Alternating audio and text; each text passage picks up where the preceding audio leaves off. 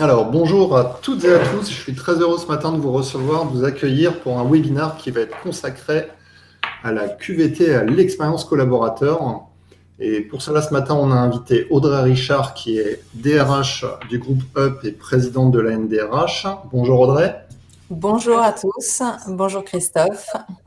Et puis Thomas Cornet, qui est CEO de Witifit et qu'on a déjà reçu plusieurs fois sur MyRH Line. Bonjour Thomas. Bonjour Christophe, bonjour Audrey, bonjour à tout le monde. Alors dans un premier temps, je vais peut-être laisser Audrey te laisser représenter le groupe UP, Audrey. Oui, en effet, j'ai deux casquettes, mais aujourd'hui, je vais parler en tant que DRH du groupe UP. Donc le groupe est composé de 3700 personnes sur 32 pays. Et donc, vous connaissez peut-être le groupe UP sous son ancien nom, les chèques déjeuner. Et nous nous sommes renommés il y a quelques années, puisque nous avons une forte activité à l'international d'une part, et d'autre part, nous avons procédé à une transformation digitale. Et donc, nous sommes passés des chèques aux cartes et aux applications. Et donc, nous travaillons sur une proposition de solution de paiement pour soit des entreprises, soit des collectivités. Donc, les entreprises, on l'a dit, vous connaissez les chèques déjeuner, mais ça peut aussi être des solutions autour du sport, par exemple en Serbie. Et nos clients sont aussi des collectivités où nous proposons des solutions, par exemple, en ce moment en France, pour la population des réfugiés. Voilà ce stade. Super, merci Audrey. Thomas, tu vas nous représenter, nous présenter Witifit. Oui, avec plaisir. Donc je suis Thomas Cornet, je suis un des deux cofondateurs de Witifit.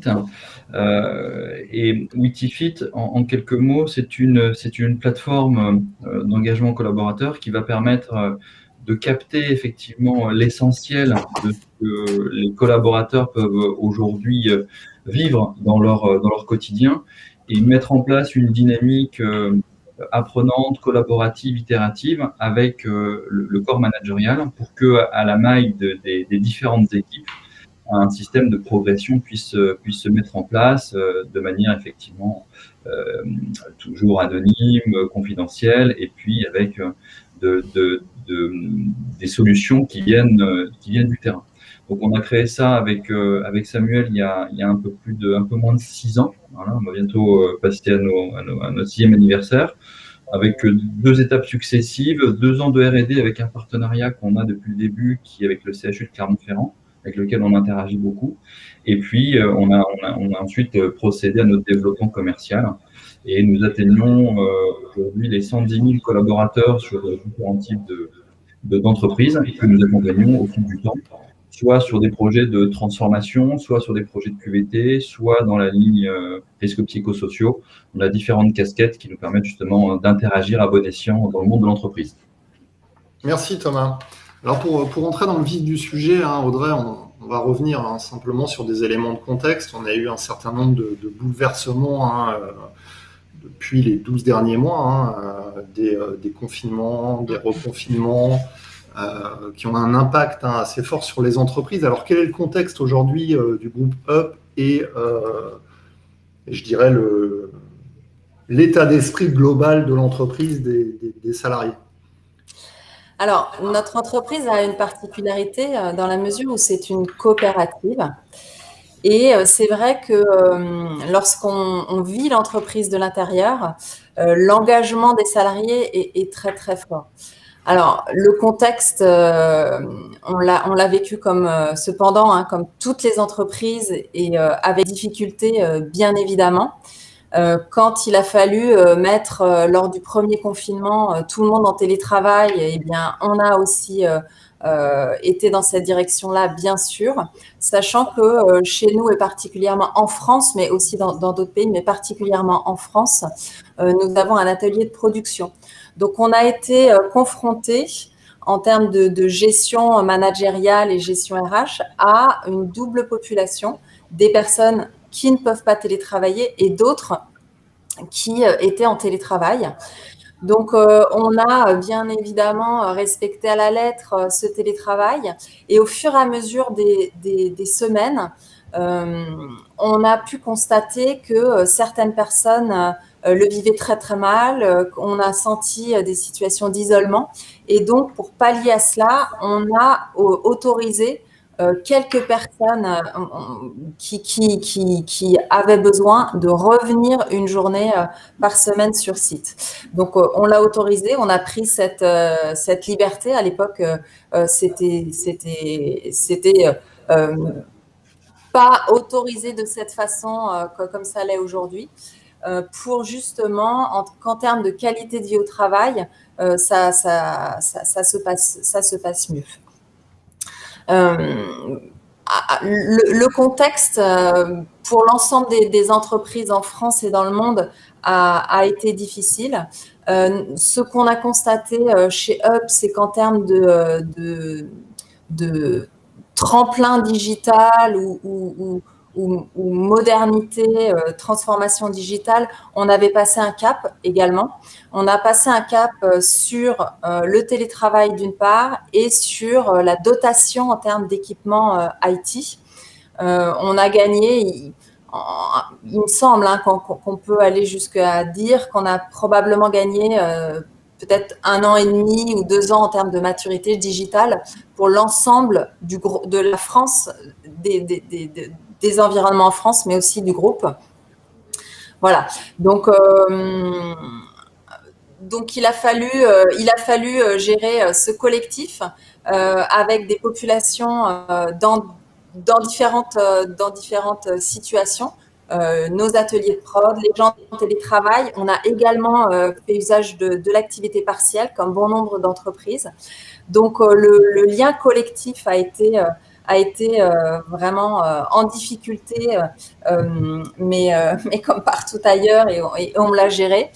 Et ce qu'on a vu en termes d'intervention de l'entreprise auprès de ses salariés, on a vu que nous avons été beaucoup dans la vie de nos salariés et on est intervenu pour répondre à des problématiques et sollicitations collectives, oui, mais individuelles. Et si je peux parler de quelques-unes, on est intervenu sur des problématiques d'organisation du travail à la maison, de temps de pause, de problématiques autour du sommeil, de problématiques autour du déjeuner, de problématiques autour du sport. Et pendant ces différents confinements, on a donc essayé de mettre en place des solutions pour la qualité de vie de nos collaborateurs. Alors, c'est vrai que le groupe, à travers ses solutions pour ses clients, travaille sur la qualité de vie au travail, si on peut de façon globale le dire. Donc, on a essayé, nous, en interne, de trouver des solutions pour améliorer la qualité de vie au travail de nos collaborateurs dans ce contexte très, très particulier. Audrey, une question. Est-ce que tu penses que, alors on le dit souvent, effectivement, la période fait que tous les projets de transformation, il y a eu une accélération, ça a favorisé le digital dans, on va dire, la quasi-totalité des entreprises. Ça a accéléré les projets. C'est vrai qu'avant, un projet digital, ça pouvait prendre 6 à 12 mois. Et Thomas va pas me contredire. Aujourd'hui, un projet, ça peut quasiment être mis en place, peut-être pas d'une semaine sur l'autre, mais dans un laps de temps beaucoup plus rapide. Les prises de décision sont beaucoup plus rapides. Si je fais un parallèle, ça fait aussi 12 mois qu'on entend beaucoup plus parler de QVT et de projets concrets. Ce qui n'était pas le cas avant. Est-ce que finalement, cette crise a aussi mis l'accent là-dessus? C'est-à-dire qu'on est passé de discussions autour de la QVT à finalement à des actions très concrètes aujourd'hui. Oui, tout à fait. Alors après, de toute façon, on était tous contraints. Donc, il fallait, pour répondre à la problématique collective et à la problématique individuelle, il fallait trouver des solutions. Et les solutions, elles n'étaient que digitales. Et donc, en effet, alors, on a parlé d'investissement. Et nous, nos investissements, on les a faits dès le début de la crise, tant sur le matériel que sur les outils collaboratifs. Et après, pendant ces différents confinements, on a pu proposer une solution à travers des cours, des coachs sportifs par exemple, mais dans certaines de nos filiales, il y a des Instagram qui se sont créés pour proposer des solutions de sport, des solutions culinaires où se mêlaient les clients et les collaborateurs. Et c'était vraiment très, très, très intéressant de voir ces mises en place. Voilà. Et puis après, on a décidé de mettre en place quelque chose de spécifique autour de la qualité de vie au travail. Donc, on pourra bien sûr développer et on l'a fait à travers ce que Thomas et Witifit proposent. Mais on l'a fait parce que on a aussi senti que dans certaines équipes, on pouvait relever des signaux faibles qui méritaient des actions particulières. Donc oui, on pourra en parler. Alors, on va revenir après sur le plan d'action qui a été mis en place. On va prendre la première question de Sylvie qui demande à Audrey, est-ce que pour vos actions, vous vous appuyez sur des salariés référents QVT dans l'entreprise? Est-ce qu'il y a des relais? Ouais. Alors non, parce que alors en France, on est à peu près 1000.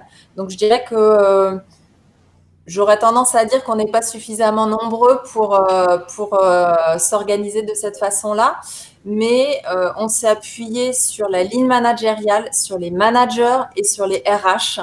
Et puis dans l'équipe RH, nous avons une personne particulièrement en charge de la qualité de vie au travail, de la diversité et donc elle nous a aidés en ce sens aussi. Mais c'est particulièrement à travers de la com, c'est la communication. On a fait beaucoup de com, soit en réunissant tous les managers, et ça on le faisait pas avec cette fréquence. Donc on a réuni les managers beaucoup plus régulièrement. Pendant un moment, c'était toutes les 2 semaines, tous les managers. Et on diffusait les messages pour les managers. Et on s'est forcément beaucoup appuyé sur l'équipe RH. C'est plutôt comme ça qu'on a fait. Et ça, c'est hyper important d'aligner le discours et la ligne managériale dans l'entreprise, d'avoir tous un discours uni. Qui va être le relais? Ce sont les managers. Pendant un moment, en France, on s'est posé la question de savoir si les managers, fallait pas les réduire, voire les supprimer. D'ailleurs, certaines entreprises ont testé ce type de modèle. Là, en l'occurrence, pendant la crise, les managers sont clés. C'est vers eux que le salarié va se retourner. Ils ont un vrai rôle. Il faut former les managers. D'ailleurs, ce qu'on a vu, nous, on l'a fait pendant cette période-là. On a beaucoup formé nos managers sur le management à distance. On a d'ailleurs profité des formations FNE qui nous permettaient, pendant l'activité partielle, de le faire et d'avoir une prise en charge financière. Donc ça nous a vraiment beaucoup aidé. On a vraiment misé là-dessus. Et aujourd'hui, pour les managers, on est sur un autre type de formation parce qu'on considère qu'ils ont cranté, qu'ils sont montés de niveau sur la gestion à distance de leurs collaborateurs. Et maintenant, ce qu'on voit, ce sont des managers qui peuvent avoir du mal à détecter des signaux faibles de leurs collaborateurs. Et donc, on est plutôt en train de former sur ce type de formation les managers. Mais voilà. Quasiment à la prévention des risques psychosociaux, en fait. C'est ça, parce que aujourd'hui, ça se fait comment? Ce sont les RH qui sont soit formés, soit l'expérience parle, et on a plus l'habitude. On a aussi les partenaires sociaux qui sont un relais énorme. Et dans notre entreprise, dans notre groupe, dans notre coopérative en France, les partenaires sociaux sont clés dans le fonctionnement de l'entreprise. D'ailleurs, pendant cette crise, on a eu un dialogue social extraordinaire qui a été adapté dans tous les sens, tant dans le format que la durée, que la fréquence. Et on a signé des accords pendant cette période-là. Le dialogue a été en France très constructif, en Europe parce qu'on a une instance européenne également. Donc beaucoup de com et tout le monde, les deux parties se sont adaptées. Donc il faut vraiment, en tout cas nous on mise aussi sur le rôle des partenaires sociaux. Et ça marche. Alors, on a beaucoup de questions qui arrivent. Juste pour dire à Jean-Marc qui demande en termes de QVT, ont-elles été différentes pour les salariés dans les filiales étrangères? Il y a pas mal de questions. Là, Jean-Marc, on va y répondre par la suite. Une question sur les IRP aussi de David, à laquelle on va répondre avec Audrey dans le déroulement.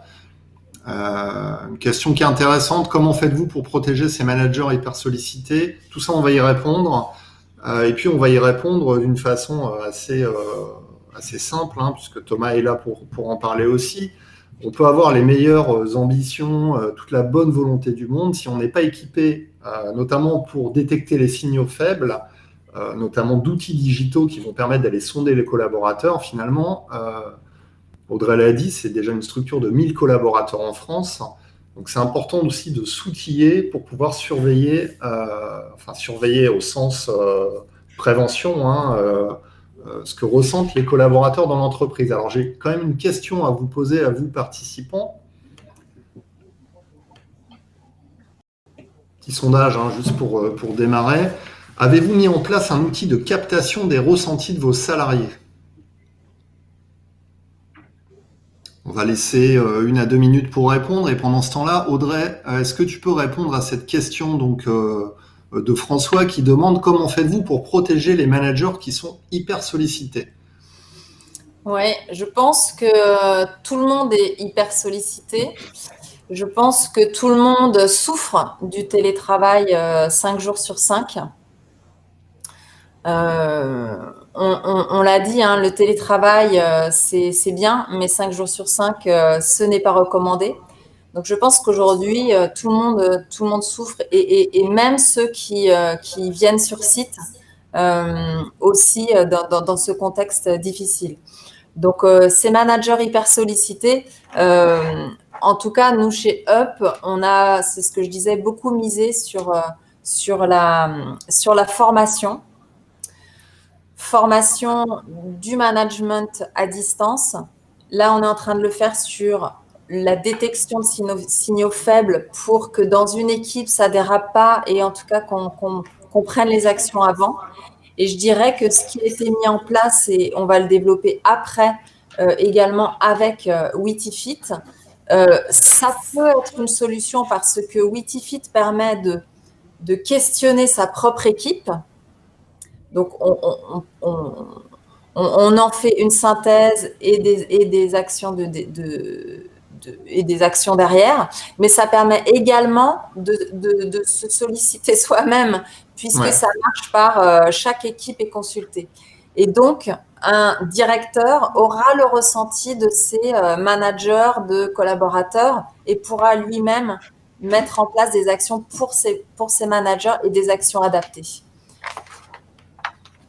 Alors, je vais mettre fin au vote. On a 142 personnes qui ont voté. On va partager les résultats. On a 159 personnes. Vous voyez les résultats? Surpris, Audrey, Thomas, par ces résultats? Oui. Pour le coup, ça veut dire que quelque chose qui était finalement assez peu répandu, mine de rien, avant, commence à prendre une certaine épaisseur.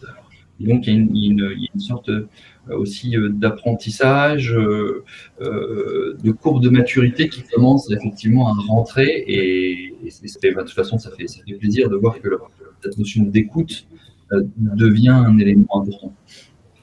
Alors, c'est marrant parce qu'on aurait posé cette question il y a 12 mois. On aurait eu peut-être 5, 6 oui et quasiment que du non. C'est un peu ce que je voulais dire tout à l'heure en début de webinaire en disant finalement, c'est un super accélérateur pour les projets digitaux, mais c'est surtout un super accélérateur pour les problématiques liées à la QVT, parce que les entreprises ont été, comme l'a dit Audrey, finalement obligées d'engager des budgets, d'engager des plans d'action, d'engager une stratégie pour répondre à ce contexte.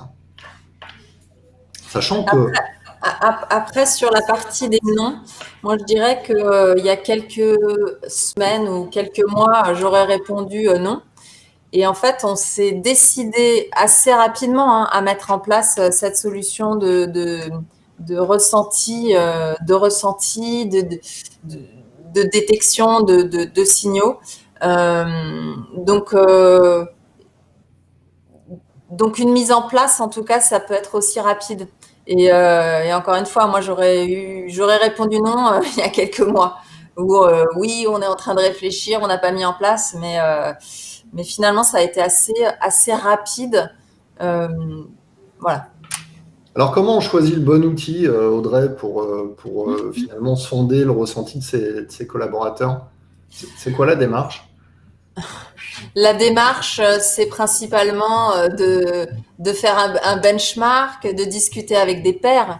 Je pense que de ça, c'est très important, d'appeler des clients quand on trouve potentiellement une solution. En tout cas, moi, c'est comme ça que je procède. Là, en l'occurrence, ensemble avec Witifit, on a un partenariat. Donc, moi, j'ai souhaité mettre en place en interne pour vraiment pousser et voir l'impact sur nos équipes en interne de cet outil de pilotage autour de la QVT.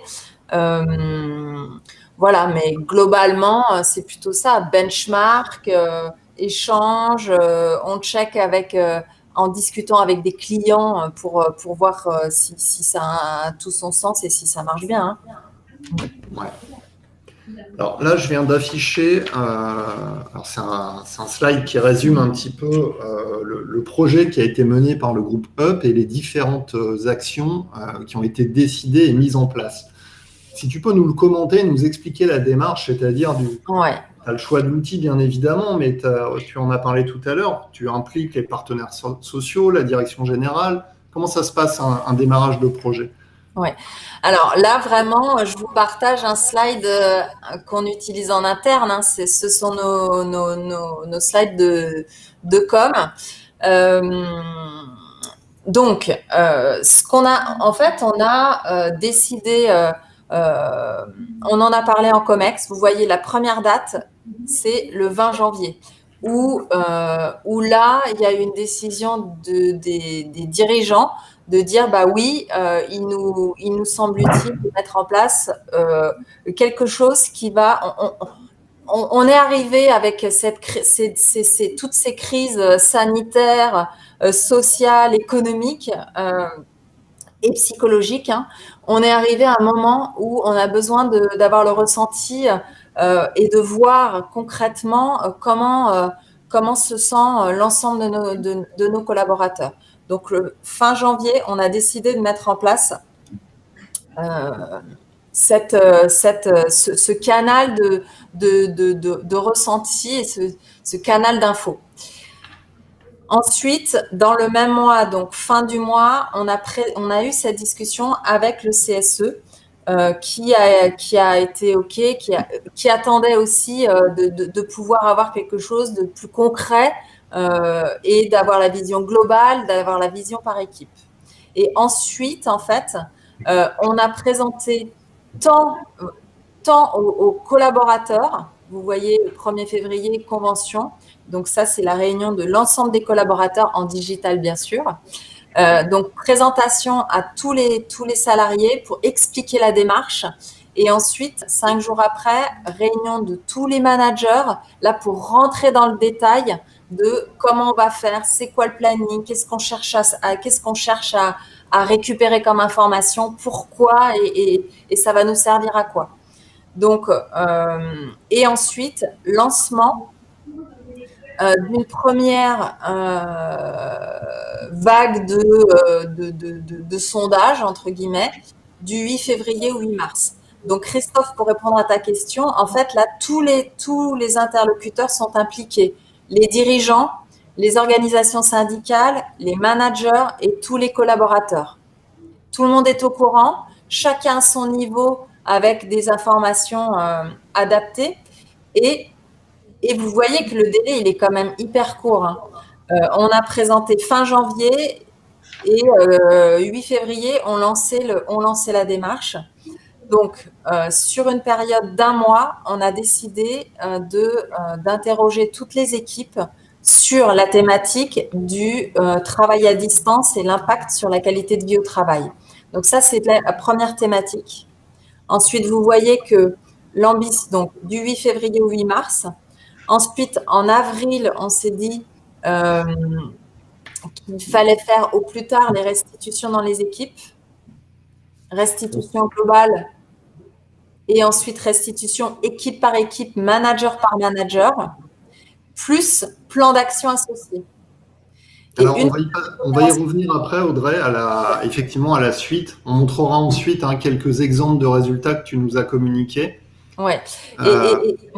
Et ce qui est important, c'est, alors comme dans tout sondage, ce qui est important, c'est de faire la récite et de faire les plans d'action pour montrer que ça n'a pas servi à rien, hein. Donc ça, on est en train, nous, de déployer ça dans toutes les équipes. Et ensuite, on a décidé de faire une deuxième vague. Nous, on le fait de cette façon-là. Première vague, deuxième vague qui va s'effectuer plutôt en mai. Et là, sur une autre thématique qui n'a rien à voir, sur le plan stratégique, puisqu'on a développé un nouveau plan stratégique pour tenir compte du contexte, hein. On a adapté notre plan stratégique. Et donc là, l'ambition est de questionner les salariés sur ce déploiement. Voilà. Et puis ensuite, on procède de la même façon, restitution, plan d'action. Voilà comment on a décidé et comment on a mis en place ça. Et pour le moment, ça se passe comme on avait dit que ça allait se passer. Et donc, on est en avril, on est dans la phase de restitution dans toutes les équipes. La restitution globale à tous les managers a été faite avec quelques propositions d'action mises en place qui ont déjà été décidées et mises en place. Et ensuite, ça redescend dans les équipes en propre.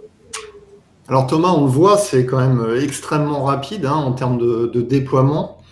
On va quand même prendre une question juste pour préciser tout à l'heure. Marion demandait comment adapter les outils à la taille de l'entreprise quand on a 150 salariés sur 25 sites différents, par exemple, Thomas. Est-ce que c'est une problématique ? Alors, non, la problématique, elle n'est pas tant liée à la taille de l'entreprise. Pour tout vous dire, nous, on l'a mis en place chez nous. Moi, ça me sert pour avoir malgré tout une information et on est 20, d'accord, un peu moins. Mais la limite, entre guillemets, elle est par rapport aux filtres qui sont disponibles dans la solution. Et on peut effectivement filtrer par site, par structure, par critères sociologiques. Et effectivement, quand on va garder l'anonymat et garantir cet anonymat, au plus effectivement on va descendre dans quelque chose de fin, au plus si l'effectif de départ est réduit, au moins on aura cette information puisqu'on va arriver sur les seuils de réponse et de gestion d'anonymat. C'est la seule et unique limite.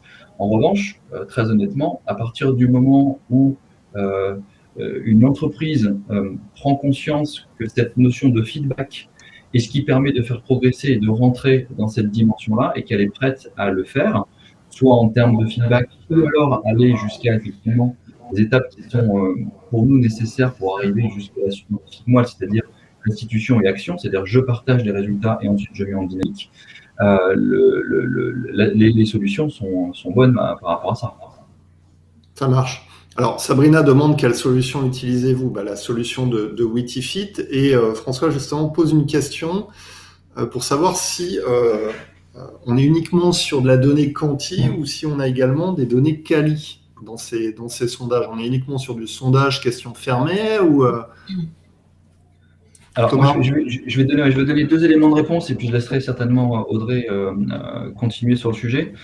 La volonté qu'on a mise dans Witifit, c'est de pouvoir rentrer non pas dans du questionnaire pour du questionnaire, mais on crée au travers de nos questions un indicateur. Alors, ça peut paraître vaporeux, mais c'est une signification très importante. C'est-à-dire que typiquement, si on prend les 2 cas évoqués par Audrey, au niveau de la QVT à distance et du plan stratégique, C'est de pouvoir se dire, est-ce que oui ou non, moi en tant que collaborateur, je suis bien dans cette notion de QVT à distance, et ensuite d'avoir une granularité par sous-indicateur et par question qui permet justement de remonter le fil du sujet et d'aller directement capter la cause qui va induire la conséquence. Donc la conséquence, c'est est-ce que je suis bien ou pas bien, et la cause, c'est quels sont les leviers qui font que je suis bien ou pas bien, de manière à pouvoir donner très vite, très rapidement, des leviers opérationnels d'action. Et c'est pareil sur un plan stratégique, est-ce que j'y adhère plus ou moins, et puis qu'est-ce qui fait que j'y adhère plus ou moins, ça peut être le contenu, ça peut être son info, ça peut être sa façon dont il est amené, etc. etc. Voilà, ces éléments-là. Au travers de ça, on va aussi pouvoir, et ça c'est un choix qui est offert aux utilisateurs, enfin aux clients, de pouvoir y intégrer la notion d'idée. Et ça veut dire que les collaborateurs vont pouvoir, sur les thématiques qui ont été décidées de suivre par l'entreprise, que chaque collaborateur puisse poster des propositions. Et on voit bien dans l'utilisation de ces propos-là qu'il y a une double utilisation par les collaborateurs qui soit vont mettre des verbatims un peu pour expliciter aussi ce qu'ils vivent, ce qu'ils ressentent, etc., soit vont directement proposer des solutions. Et en fait, quel que soit l'élément qui est fourni par le collaborateur, ça va soit permettre de mieux comprendre aussi les propos, parce qu'à un moment donné, ça vient compléter le feedback qui est donné par le collaborateur, ou alors ça va directement être une source potentielle d'action qui, par discussion, restitution, même niveau de like, parce qu'on peut liker des propositions, faire ressortir des éléments où, pour le coup, ça va venir soutenir l'action et ne plus être dans une simple relation manager et manager, et où le collaborateur est acteur aussi de son quotidien et va venir en proposition, bien évidemment sur des éléments assez concrets et utiles pour l'entreprise. Thomas, les réponses sont anonymes? Tout est anonyme. Il y a une question de François qui demande également comment extrapolez-vous les résultats individuels pour obtenir une vision collective?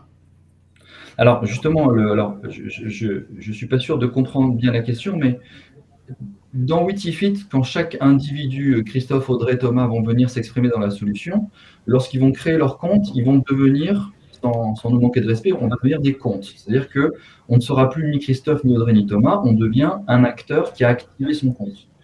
Et dans la restitution, comme en amont du lancement du projet, on a intégré la structure de Hub, la structure de nos clients, on va pouvoir mettre la bonne expression au bon endroit. Et donc, on sait que Christophe est au marketing, que Audrey est au RH, que Thomas est à la production. Mais lorsqu'on va activer, il y aura un compte de la production, un compte du marketing ou un compte des RH qui se sera activé, qui va alimenter au fil de l'eau la restitution de chacune des équipes. Si bien que, au fil de l'eau ou à la fin, effectivement, de la campagne ou de la demande, il va y avoir un agrégat de l'expression. Donc, X personnes de la production, X personnes des RH, X personnes du marketing se sont exprimées et ont donné collectivement tel niveau de ressenti objectivé.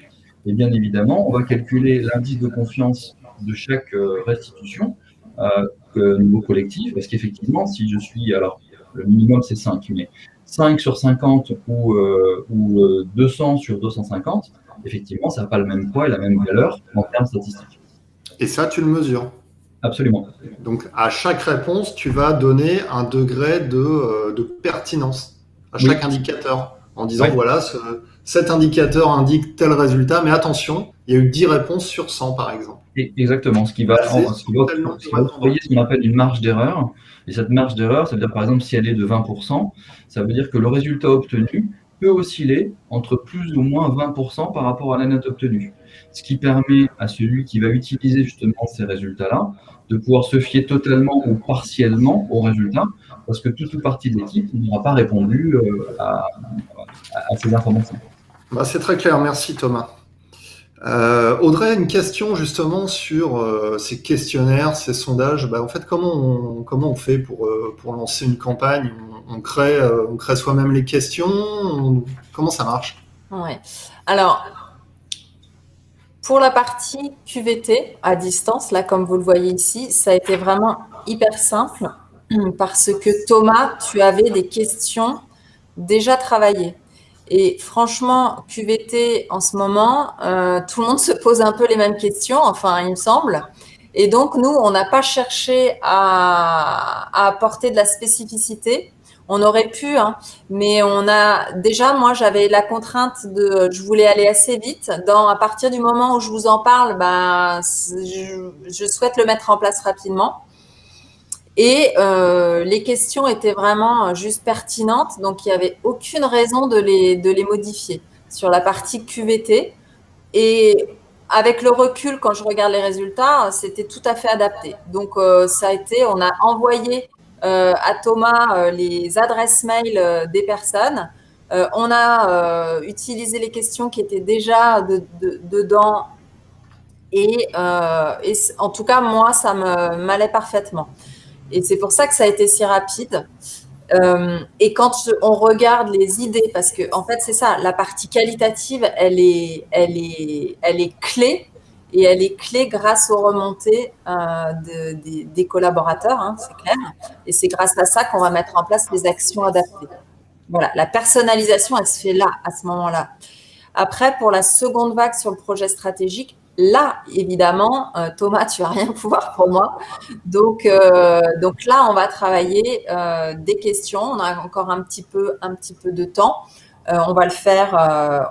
Donc voilà, on peut adapter. Et justement, ça va être intéressant aussi de voir la différence en termes d'usage de l'outil. Il y a une question légitime de Célia qui demande si l'outil inclut un comparatif, un benchmark avec les autres entreprises. Je crois que c'est quelque chose à venir, Thomas. Alors non, le benchmark existe déjà. Par contre, il existe bien évidemment sur des thématiques qui sont communes. C'est-à-dire que on a développé, donc on a 3 indicateurs qui sont, on va dire, communs et que l'ensemble de nos clients ont déployé parce qu'effectivement, ça correspond de toute manière à quelque chose d'assez transversal. Et même si la solution prévoit de pouvoir potentiellement tout personnaliser, le taux de personnalisation aujourd'hui sur ces indicateurs-là, est de 2%. Donc vraiment, ça vous montre que ce que dit Audrey est vraiment 100% réel, c'est-à-dire que tout ce qu'on a fait comme recherche avec le CHU permet vraiment d'avoir utilisé quelque chose de pertinent et qui est utile pour l'entreprise. Après, dans la partie justement des transfos, donc c'est un des éléments qu'on va aborder Audrey plus tard au sein de Up. On a aujourd'hui des clients qui sont sur des projets de fusion, des projets, on en a fait un webinaire de smart working avec Thales, etc. Oui. On travaille avec eux justement sur ces éléments et on a aujourd'hui des retours. Alors, bien évidemment, je ne vais pas pouvoir vous les partager. En revanche, j'ai été très content, et vraiment très content de la pertinence des résultats que ça donne, puisque par rapport à l'enseignement et aux vecteurs et aux leviers à mettre en place, etc., ça éclaire complètement la stratégie de ces groupes-là, de manière à pouvoir dire il faut aller vers là ou vers là, et ce, de manière globale ou locale, parce qu'à un moment donné, une stratégie, elle n'est pas pour tout le monde pareil. Il y a un axe, bien évidemment, il y a un cadre qu'on va suivre, et puis en fonction de qui on est, etc., il y a des ajustements qui vont se faire plus ou moins à la marge, et ce, à la maille des équipes. Alors Audrey, une question naturelle, il y a eu cette première campagne.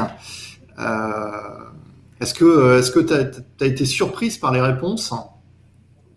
Est-ce qu'il y a des choses que tu n'avais pas anticipées ou qu'au niveau RH, vous avez découvert ? En fait, pas tant que ça.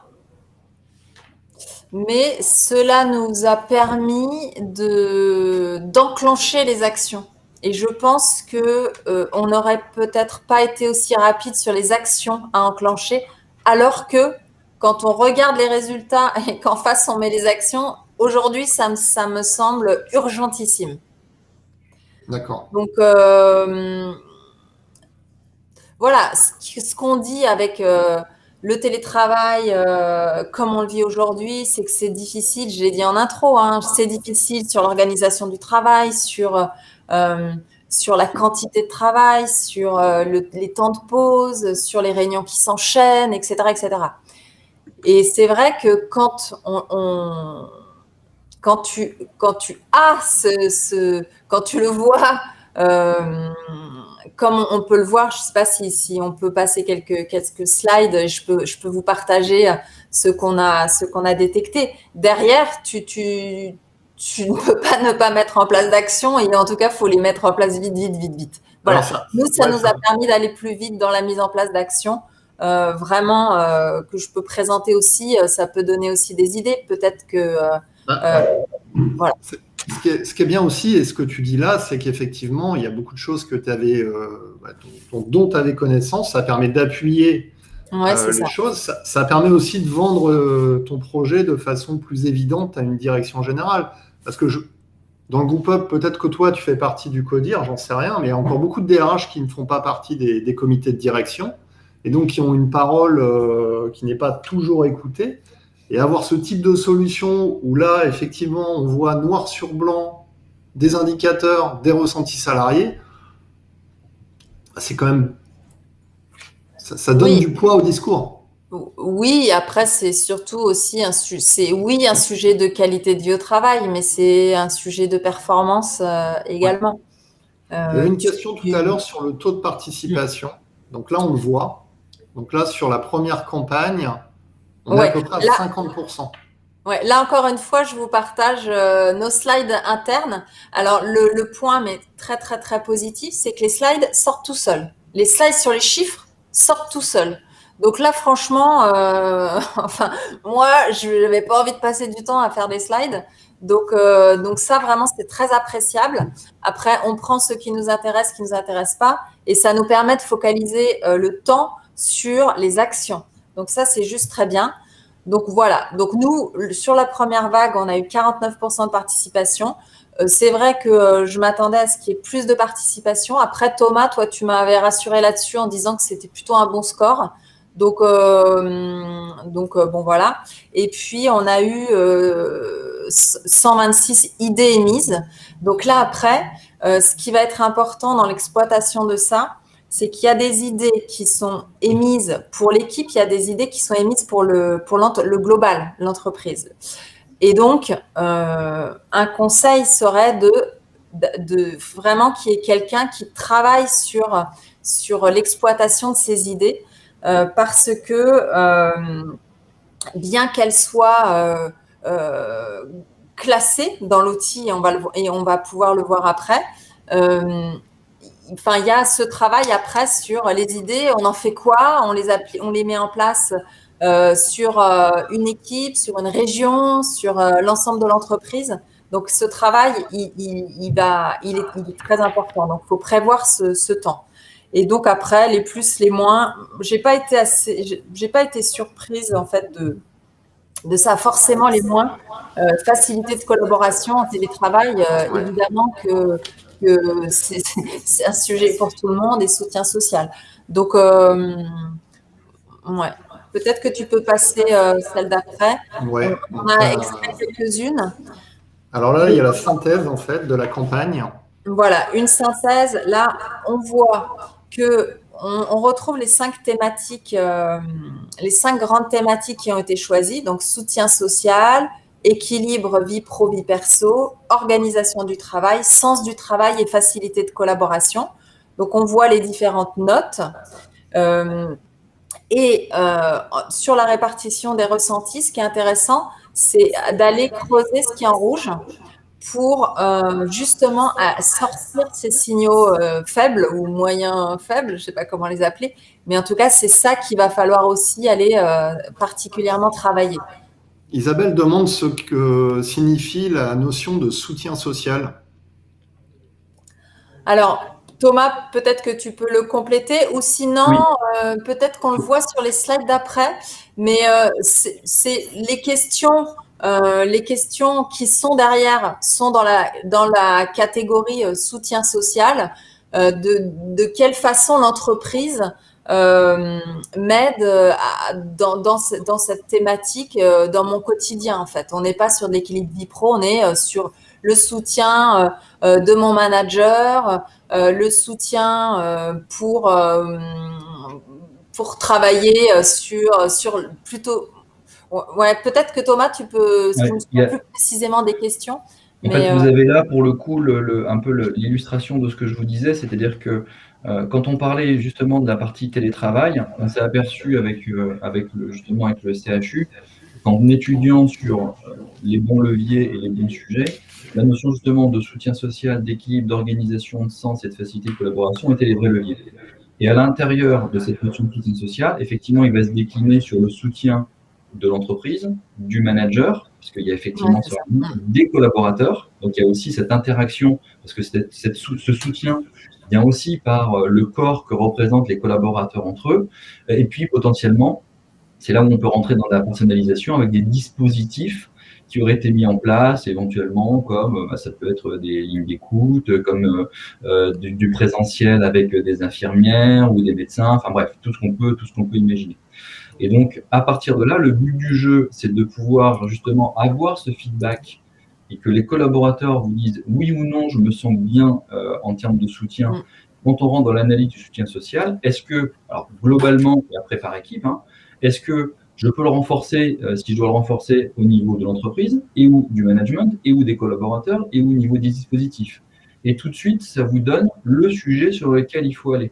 Parce que globalement, comme en plus Witifit vous donne la notion des signaux faibles entre la population globale et ses signaux faibles, vous pouvez voir tout de suite où est-ce qu'il faut que je renforce effectivement ou mon accompagnement, ou mon équilibre, ou mon orga, de manière à ce que mon effectif aille le mieux possible, le plus vite possible, pour non pas remonter le chiffre, parce que ce n'est pas le chiffre qui compte, mais c'est comment se sentent les collaborateurs au quotidien et favoriser cet environnement qui est le leur et qui est celui de leur production. Ouais, on retrouve aussi les thématiques de convivialité dedans, de mémoire aussi. Alors, on va regarder le détail d'un indicateur après. Je reviens juste sur une question qu'on n'a pas traitée. Comment on fait pour augmenter le taux de participation, Thomas? C'est quoi les tips? Alors ça, c'est une question je crois qu'on l'a à chaque fois, et je l'ai à chaque fois même en prospection commerciale. Pour moi, il y a deux sujets.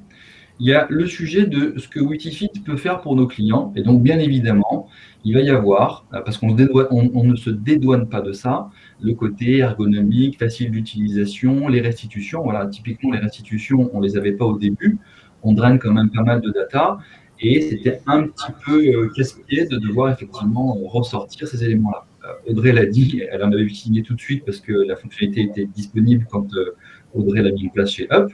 Et j'ai un bouton, automatiquement j'ai tous mes slides de rapport, effectivement je prends ce qui m'intéresse et je construis mon rapport par rapport à ça.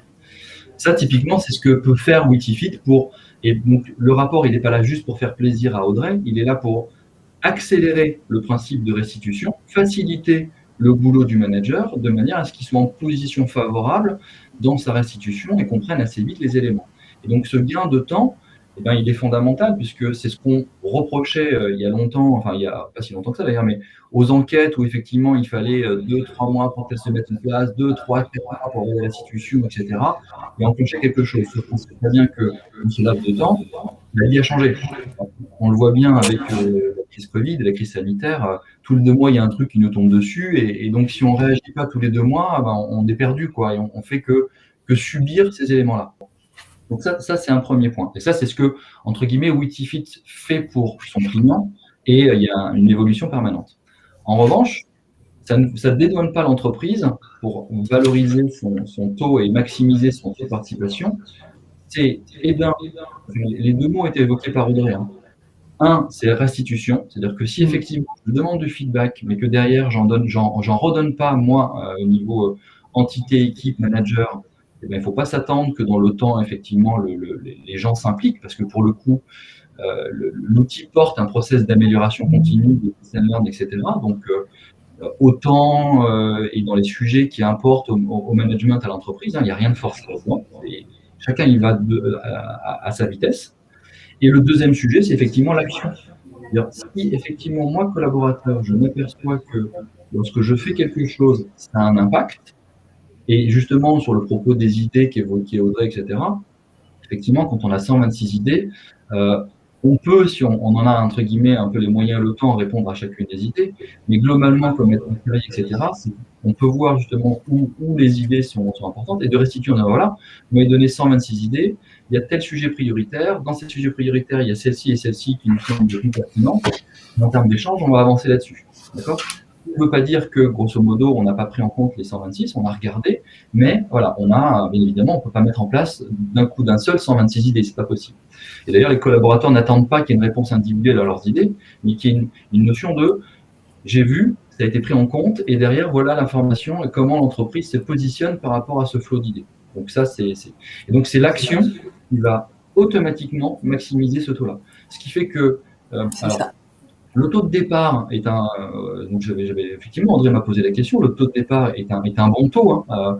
Après, c'est ça qui permet de se dire, après, dans le temps, est-ce qu'il va être statu quo, est-ce qu'il va augmenter ou est-ce qu'il va diminuer? Et ça, quelque part, c'est un peu un juge de paix, non pas de l'outil, mais c'est un juge de paix de la démarche. Et autour de ça, si l'entreprise ne répond pas à la première campagne, on n'aura pas de participation à la seconde. Ça sert à rien. Voilà, faut pas s'étonner.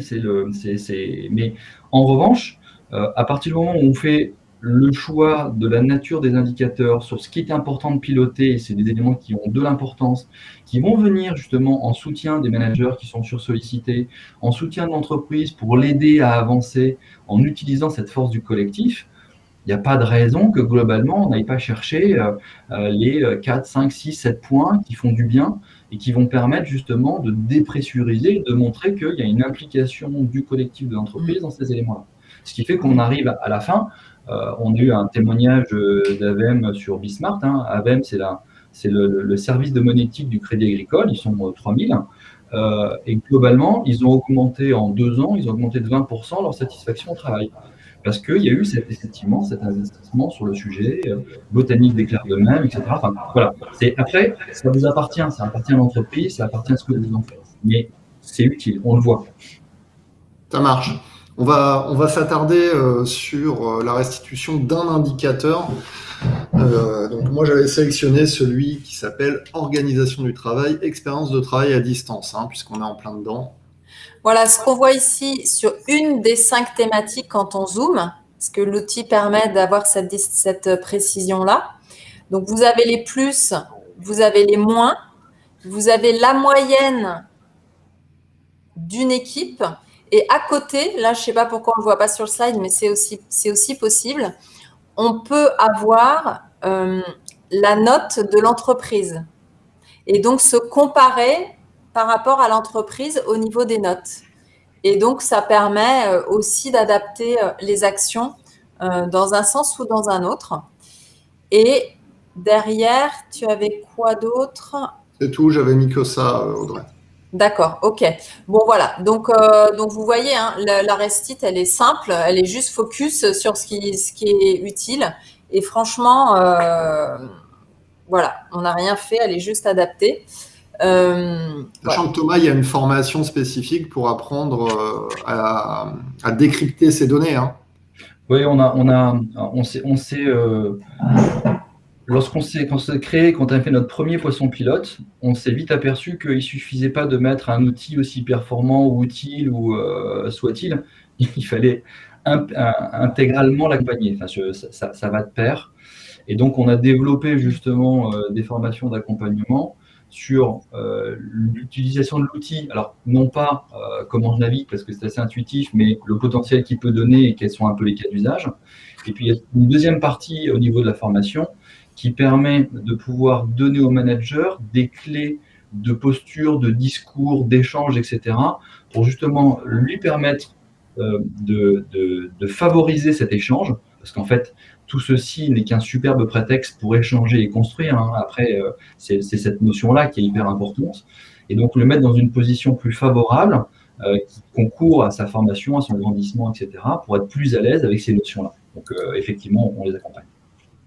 Alors, si on revient sur le premier slide, Audrey, donc première campagne en cours de restitution. Là, du coup, tu as commencé à travailler sur des plans d'action. Comment ça se passe ? En fait, ce qu'on a décidé de faire, c'est quand on a regardé les actions, tu disais tout à l'heure, ça peut partir dans tous les sens. En fait, c'est pas ce qu'on a vu nous. Alors après, c'était la thématique de la QVT, donc c'était quand même déjà centré. Mais ce qu'on voit, c'est que beaucoup d'idées convergent. Et donc, on a décidé de proposer des actions, de mettre en place des actions pour le collectif, pour l'ensemble de la France, et de communiquer sur ces actions Et après, bien sûr, puisqu'on a le détail aussi et le complément équipe par équipe, évidemment, le manager, après, lui, son rôle, c'est de mettre en place pour sa propre équipe l'action qui va être plus adaptée à sa propre équipe. Mais en tout cas, au niveau global, et quand on a fait la restitution, on a dit voilà les résultats, et au regard de ce qui est remonté, on va mettre en place. Je vous donne quelques exemples, et vous devez, forcément, vous avez déjà mis en place plein d'actions, donc peut-être que ça vous semblera un peu simple, mais en tout cas, chez nous, ce n'était pas encore mis en place. Donc, on a décidé de mettre en place des réunions de 45 minutes et plus d'une heure et de commencer toutes les réunions à heure pile et de les finir à 45 pour que toute l'entreprise en France, et on a déployé ça aussi, on a demandé à l'international de le faire aussi, même s'ils n'avaient pas mis en place Witifit, pour que toute l'entreprise soit sur le même modèle, dans la mesure du possible, bien évidemment. Donc, on est en train de s'organiser pour ça, de façon à se garder le quart d'heure. C'est pas une pause d'un quart d'heure toutes les heures. C'est un moment où on va pouvoir se reposer les yeux. T'en parlais en introduction ou avant que ça commence, Christophe. Où on va pouvoir s'étirer, donc un impact sur le bien-être physique aussi, même si comme ça a l'air de rien, mais en fait, de rester toutes les heures qui s'enchaînent pendant une journée, c'est juste impossible. Donc, de se garder, en tout cas, l'entreprise dit, moi, je mets en place j'ai besoin de travailler avec vous, on le fait sous forme de réunion, mais de 45 minutes. Et toute l'entreprise s'organise comme ça. Et donc, c'est pour se reposer les yeux, pour se détendre, pour respirer, pour faire ses mails, etc. Donc ça, c'est une action qu'on a décidée suite à toutes les remontées qu'on a vues. On a vu aussi que, en termes d'action, on a décidé qu'une journée par semaine, on allait ne pas faire de réunion et qu'on allait consacrer ce temps au management, à l'échange en tête-à-tête avec ses équipes, à la collaboration, et pas sous forme de réunion plus classique. Donc là, c'est ce qu'on a mis en place. Autre chose qui est peut-être vraiment très simple, mais là, on essaye vraiment de tous respecter. Entre la période du déjeuner, on ne met pas de réunion parce que ce qu'on a vu, c'est qu'il y a une dérive. Les réunions, c'est toute la journée. Le déjeuner, et en plus, on est une entreprise qui favorisons le déjeuner. Donc, c'était juste pas cohérent. Donc, on a décidé, par exemple, de dire il n'y a pas de réunion pendant une heure, pendant le déjeuner. Et le soir, c'est pareil. Ça s'arrête à une heure particulière. Des actions rapides et visibles directement par les salariés, en fait. C'est ça, et on a demandé à tout le monde d'appliquer ça. Donc, c'est en train de se mettre en place dans l'entreprise. Alors, il y a une question qui revient depuis tout à l'heure à laquelle que je ne vous ai pas encore proposé. Alors déjà, est-ce que la solution est internationale? Est-ce qu'elle est multilingue, Thomas? Oui. Ok. Audrey, question. Pourquoi le groupe Up a-t-il déployé en France et pas dans les autres pays? Pour le moment, j'ai souhaité le tester chez nous, ici, particulièrement sur la coopérative. Et j'ai bien l'ambition de le déployer. Donc, c'était un test. Ça s'est très bien passé. Donc, l'ambition, ça va être de le proposer aux autres pays. Et enfin, une dernière question à laquelle on va répondre, puisque ça fait déjà 1 heure qu'on est ensemble, ça va très vite. Thomas, Audrey, est-ce qu'il y a une bonne pratique sur la fréquence d'utilisation de ces outils? C'est-à-dire, est-ce qu'on doit faire une campagne tous les mois, toutes les semaines, tous les trimestres, tous les semestres? Audrey, tu veux commencer ou... Moi, je pense qu'il ne faut pas le faire trop souvent. Je pense que, et je n'ai pas ce recul, en tout cas chez Up, je pense que vraiment l'élément clé, c'est de prendre le temps d'analyser les résultats, de mettre en place les actions pour que ça se voit, sinon ça sert juste à rien. Donc, moi en tout cas pour mon groupe, je le mettrais, je ferais par vague, c'est ce que je vous ai présenté, pas forcément tous les mois, ou en tout cas moi je ne vais pas l'utiliser de cette façon-là. Je vais aller chercher précisément sur des sujets précis. Mais ta campagne QVT numéro 1, tu vas la rejouer à un moment donné? Oui, mais oui. Comparer? Tu as raison. Bah, peut-être dans... Ouais, je ne sais pas. Pour le moment, je ne suis pas décidée. Non, mais ça rejoint parce que alors, je ne sais pas si c'est une bonne pratique, hein, parce que je pense que chacun doit avoir vraiment midi à sa porte. Et c'est pas fait pour forcer la main, c'est fait pour être utile. Donc, si ça vous fait courir trop vite, il ne faut pas le faire. Si ça vous fait courir trop lentement, pareil, il ne faut pas le faire parce que c'est pas efficace. Bon. Donc, chacun va pouvoir se tester par rapport à ça. Ce qu'on constate, nous, globalement, par rapport à nos clients, c'est que tous les 4 mois ou tous les 6 mois, ça permet à un moment donné sur les notions d'interaction groupe, c'est-à-dire sur les besoins nécessaires, par exemple sur des instances pilotables par équivalent Audrey, ça suffit amplement. Après, la plateforme, justement, peut s'ouvrir avec des droits managériaux qui peuvent descendre en termes de granularité, potentiellement sur le management de proximité. Et un manager de proximité ou intermédiaire a peut-être moins de sujets dans la tête en termes d'organisation, surtout de la structure, que Audrey peut l'avoir ou qu'un directoire peut l'avoir. Et donc là, on vient sur des sujets qui sont aussi à la main du management, qui, s'il en éprouve le besoin, peut lui interroger son seul périmètre, donc ne va pas interroger les copains d'à côté, va vraiment interroger son équipe et va rentrer en termes de choix.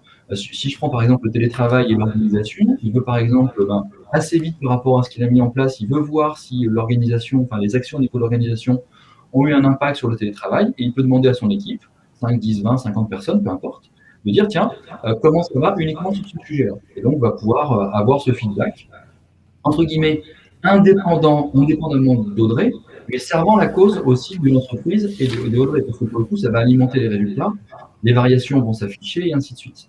Donc, ça veut dire qu'il y a une capacité ensuite de pollinisation, de manière à ce que Audrey et son équipe soient relayées s'il y a besoin, de manière à ce que, à la main, il y a la flexibilité du manager à son appétence, il puisse rentrer dans une dynamique peut-être plus rapide que celle d'une entreprise. Merci Thomas. Et pour conclure, j'ai laissé la dernière question pour Audrey, qui est une question d'Hélène qui nous dit « Bonjour, quels arguments phares pour convaincre un codir perplexe sur le sujet ?»